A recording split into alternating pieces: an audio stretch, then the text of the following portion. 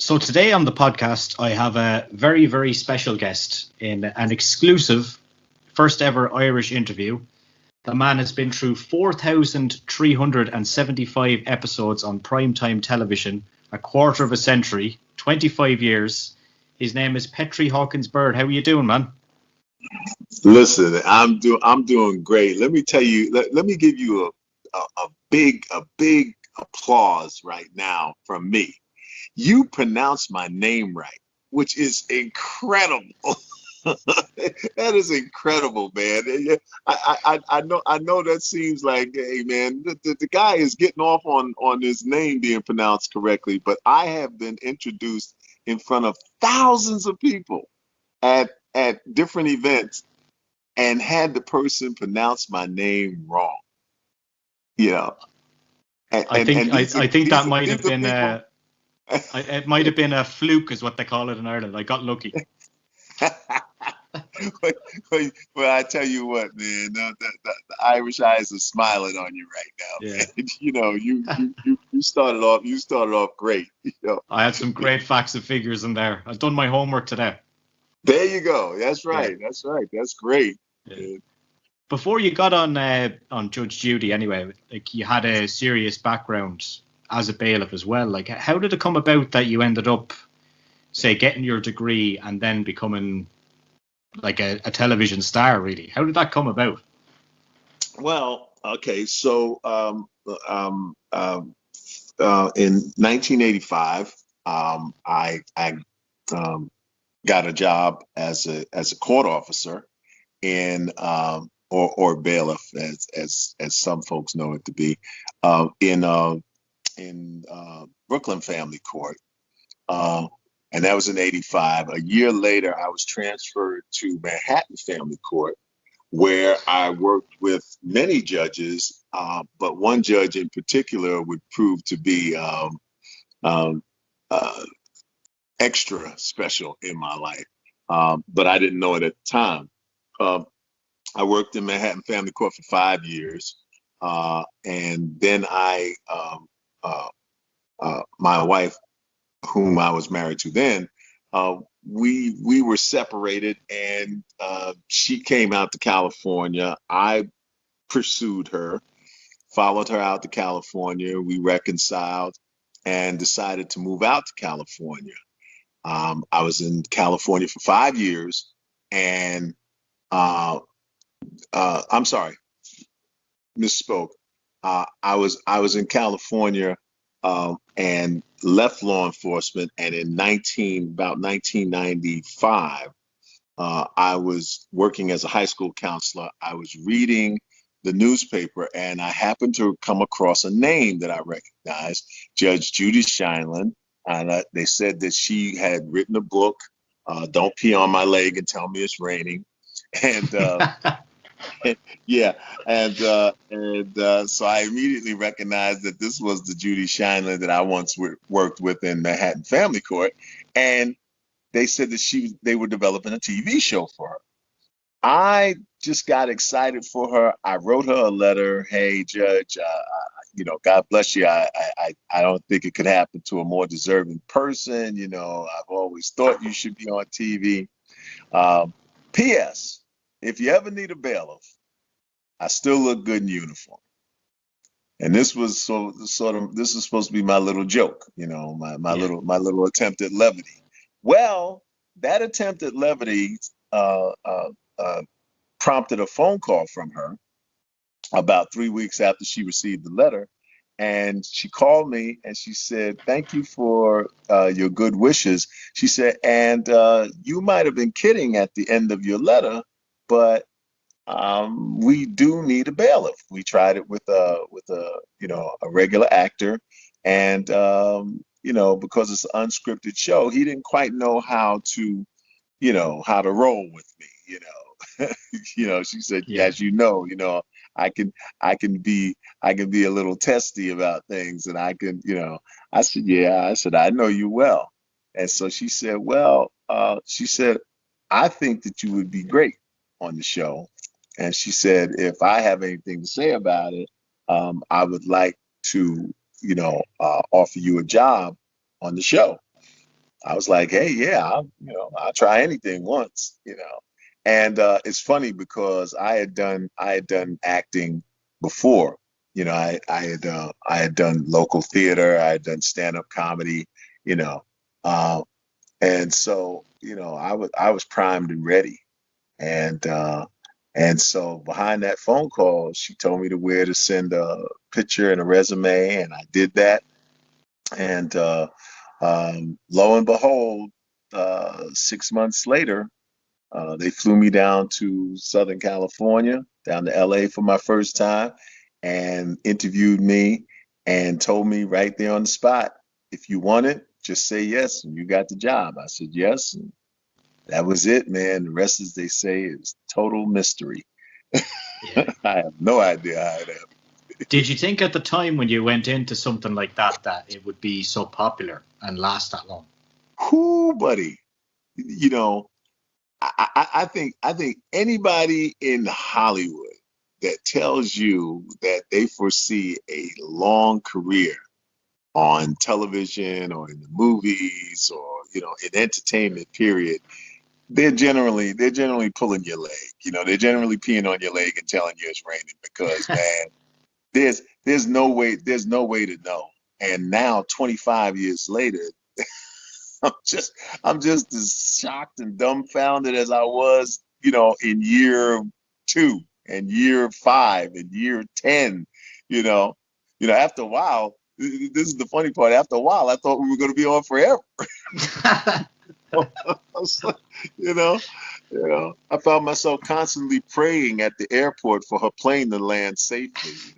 Please, please.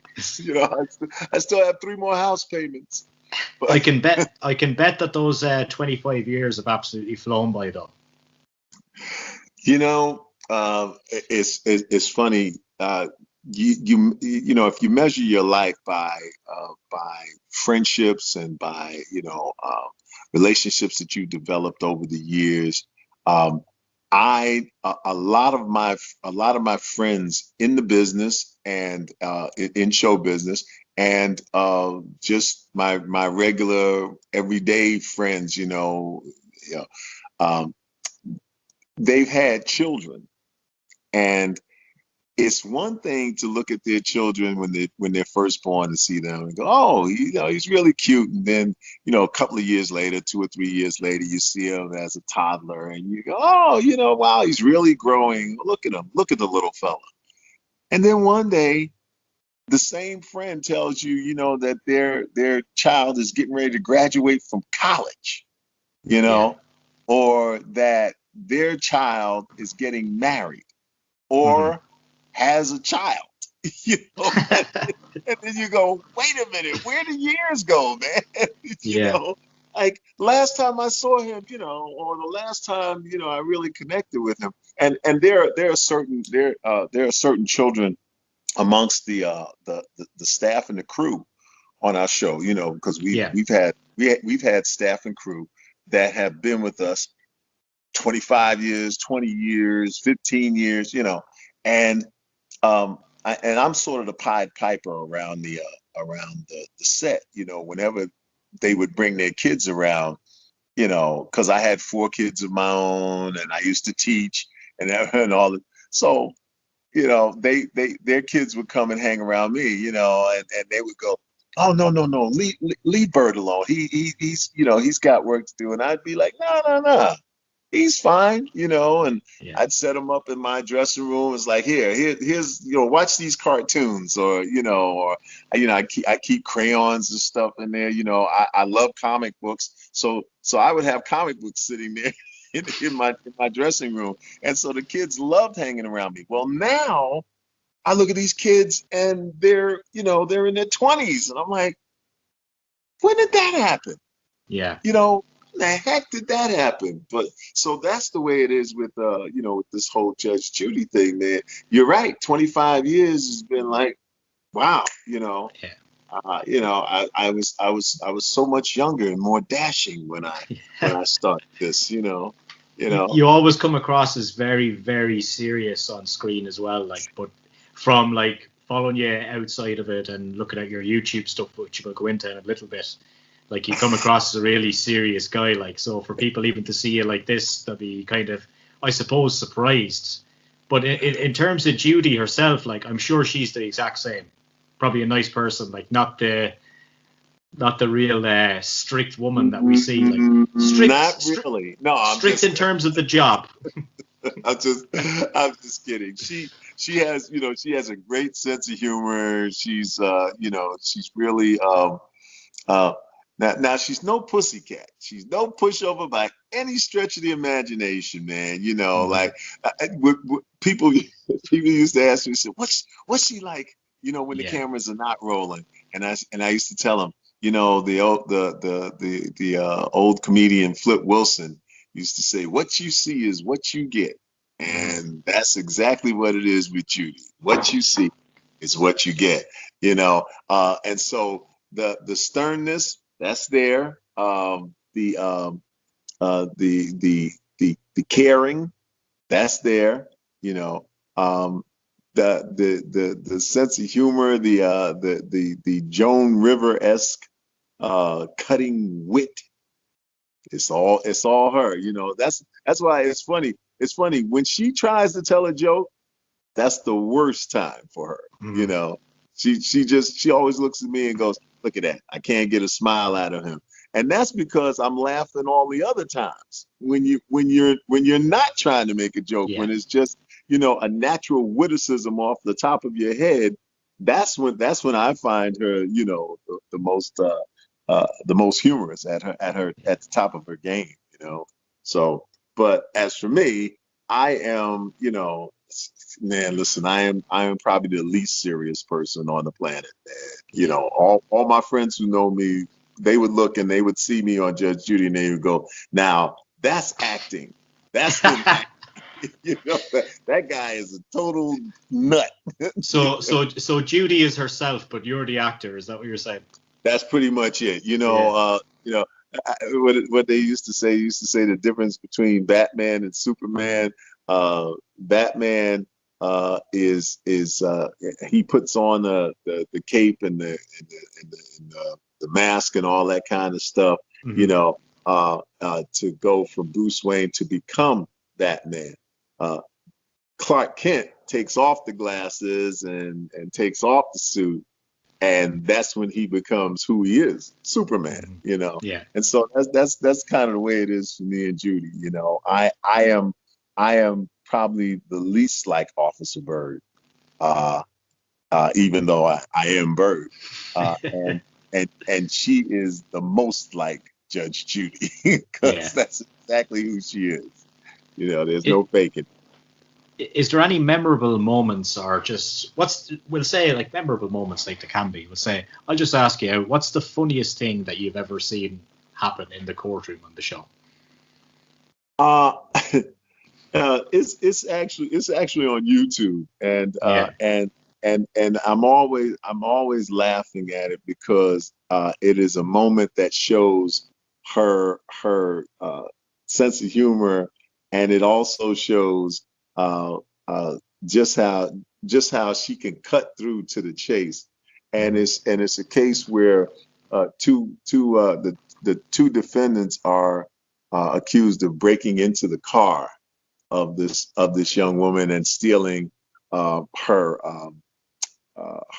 purse or whatever, and so Judge Judy asked the young lady what was in her purse, and she's kind of going down the laundry list of things that were in her purse, and there was a makeup kit, and there was my phone, and there was $60, and the guy kind of chimes in and goes, there was no $60 in there. And the judge just looks at me and goes, don't you just love it? And we have a saying between us, man. It's like, she'll just look at me and go like, shooting fish in a barrel, It's like, really, So it's fun. That's always been my favorite over the years, and it is It is probably our quickest case. It's probably the fastest case we've ever done. But man, you just love it, and she loves that. She loves when she gives you enough rope and you just go ahead and throw it around your neck a few times and Yeah. yank. Yeah, the guy really shot himself in the foot, so to speak, there anyway. Oh, yeah. You know, and, and he was, it's like, that's when you look and you go, you're too stupid to live. But You it's are prime time. That's prime time television right there. That's it, man. That's Yeah. it. It's say, you know what? You, my friend, are what our cases are made of. without, without, without your level of intelligence, I don't know where we'd be. Yeah. In terms of being on television, then, say for you, did you find like in your normal life that people would recognize you from the show, and did that affect your life in any way? Like the kind of, would say, the fame from it. You know, um, uh, so Samuel L. Jackson is a friend of mine, and Yeah. we were talking about this one time. We were at a friend, a mutual friend's house at a party, and I said, man, I said, dude, I said, what is it like, not being able to go any place without somebody recognizing you? And he said, man, Samuel L. Jackson, man, some motherfucking pain. He said that's why I use the word MF so much, man. He said, Yeah. because it's one of the freedoms that I have to exact from being famous. He said, so I say what I wanna, and I laugh because for me, most people, I don't think most people recognize me out of uniform. Mm. So I will be at a function, or I'll be sitting next to somebody in the Department of Motor Vehicles, online at the grocery store, Yeah. and and they will say, they'll look at me, you know. Yeah. I had one situation where I was standing behind somebody, and the checker knew me. The clerk was dealing with him at the time, but she knew me, so she looked past the gentleman who was in front of her, and she said, "Hey, Bird, how, no, I don't even know if she said, 'Hey, Bird.' She just looked and she Yeah. went, 'Hey, what's up? How you doing?' She said, 'Did you remember to get flowers? Because I would always buy flowers for my wife, you know.'" Yeah. And so you remember to get flowers? I go, Mm. "Yeah, I get flowers." And as soon as I said that, the gentleman in front of me turned around, right? And he looks and he goes, "Bird?" And I go, "Yeah." And he says, "Oh," he goes, "I knew I recognized that voice." And I'm like, "Recognize that voice?" Like I say the same thing. And then I had to think about it. I'm like, I say the same thing all the time. But not only that, in certain people's world, I say it Mm-hmm. every day to them, you know. And so they or they hear me say, "Parties are excused, you may step out." Just that gives them the vocal quality. And so when they hear me say something else, they get it. Mm-hmm. Now, on the other hand, there are times when people are staring at me, you know. I remember one time I was in the airport, and uh, this woman kept staring at me, right? And so, I don't say anything. If you know who I am, I won't lie. That's what I used to tell my kids all the time. My kids used to go, "Daddy, when we go somewhere, can you just tell them that you're not the bailiff on Judge Judy?" I go, "No, I won't lie." I said, "I won't lie." I said, "But I'll try to fend them off. If they don't ask me, I won't say." But Mm-hmm. anyway, this lady's looking at me in the airport, and all of a sudden, a little kid, he couldn't have been more than 4 years old, 3, 4 years old. He comes over to me and he stands and he looks up at me like this. And I go, "Yes." And He goes, my mommy says you're the guy on Judge Judy. Yeah. I said, you go back and tell your mommy that I might be a kidnapper and I might snatch you and take you away. Don't touch it. I said, you tell her to come over and say something. So he goes back to her and he tells her, you know, whatever he can remember that I told him. And she comes over to me and she's all apologetic. I said, but miss, I said, here we are in an airport, in a public place, where somebody could snatch your kid and get on a plane and go someplace else, you know? Hmm. I said, all you have to do is say, hey, are you Byrd on Judge Judy? And I said, yeah. So she says to him, she says, but he knows you. She said, that's why he walked over to you. She said, I didn't send him. He knows you. She said, I'll prove it. She calls him over and she says, whatever his name was, Jamal. She goes, Hmm. who's that? And she points to me. And he looks and he stands there and he goes, he t- and all I could do, all I could do was laugh, you know, Oh. because I went, yeah, he knows me. He didn't have to say a word, just a patented move, step forward. Oh my God. Yeah. So, you know, so the recognition, um, um, to have had, and this is not for bragging rights, but this is more so to keep into perspective Hmm. what happened to me when I got this job. Um, there have been people that I've watched their movies, I've listened to their music, I've watched their stand-up routines, you know, that I just admire, you know, Hmm. and I my wife will tell you I am the biggest fan on the planet of anybody who's in a movie that I love or, you know, that who makes music that I listen to all the time. And when I meet these people, when I get the opportunity to meet these people and they tell me how big a fan of theirs I am, I'm like, you're kidding. I mean, Hmm. all I do is, you know, step forward, shuffle some papers, do whatever I do, you know. And I remember a pretty famous friend of mine said, "Nah, man." He said, "You don't understand, man. You're our hero." He said, "Man, you've been doing this for 25 years."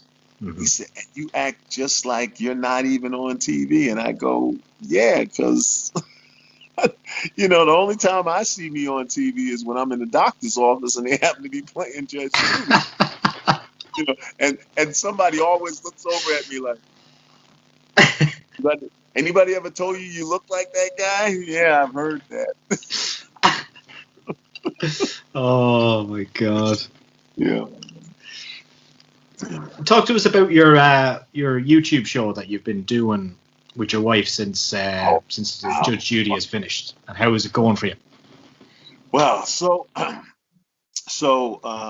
just after COVID started, like okay, so my wife is a producer on our show, and to answer your next question, your next natural question, yes, I met her on the show, and I remember I said, "The Lord is my shepherd, and I see what I want," but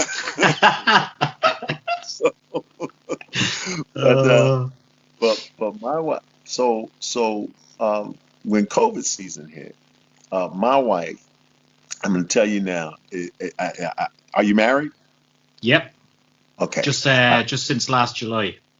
Just as Yeah, congratulations, man. Congratulations. yeah. Here's what I hope for you more than anything. I mean, I hope she's beautiful. I hope she's a great cook. I hope that she protects you, you know, like a lioness. Okay. But the thing I most hope for you is that she makes you laugh. Oh yeah, 100%. Bruh, bruh. If I could get guys to get that, you know, for all the, oh, she's beautiful, she's gorgeous, she's in a great shape, she's, and she cooks and she, my wife makes me laugh. Yeah. And so what happened behind, once COVID hit, and we were on furlough from last March. March 11th was our March 11th, 2020 was our last day until I think we went back to work something like August 25th. But during that time, she made me laugh so much. We've always done these little videos, whenever we travel somewhere, we get on a plane, we start goofing around, we start making each other laugh. And our favorite thing was to videotape, to do these selfie videos. Yeah. And whenever we would show them to somebody, they would just fall out laughing, And like I said, I've done stand up, so I'm a pretty good judge of what makes people laugh, and how to deliver it, timing and all that kind of stuff. And so we decided to start doing.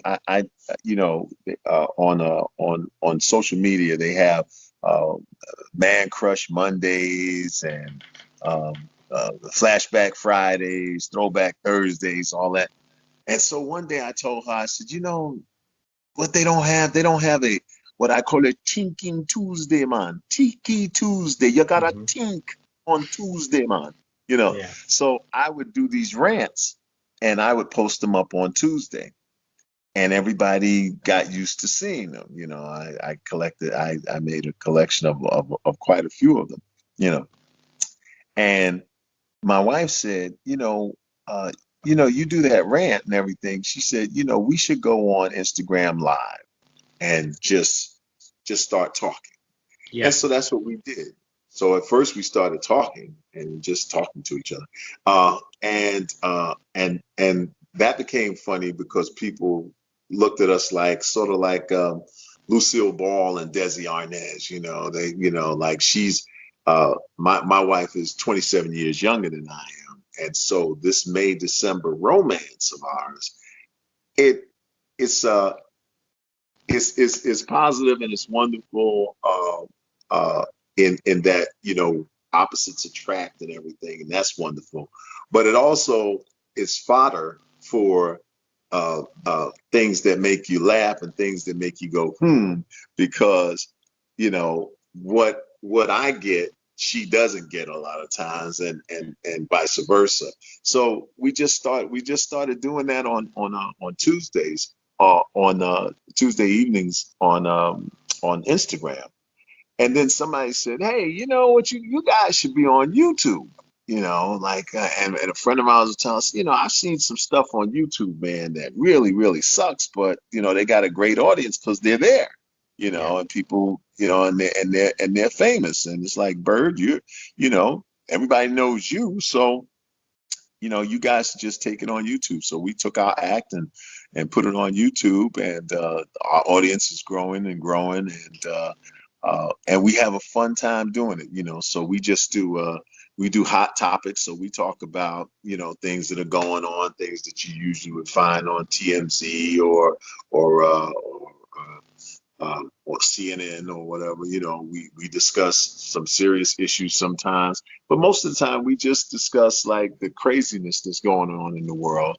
And then I started getting famous friends of mine to come on and and be interviewed, and that's how it was born. So her last name is Bond.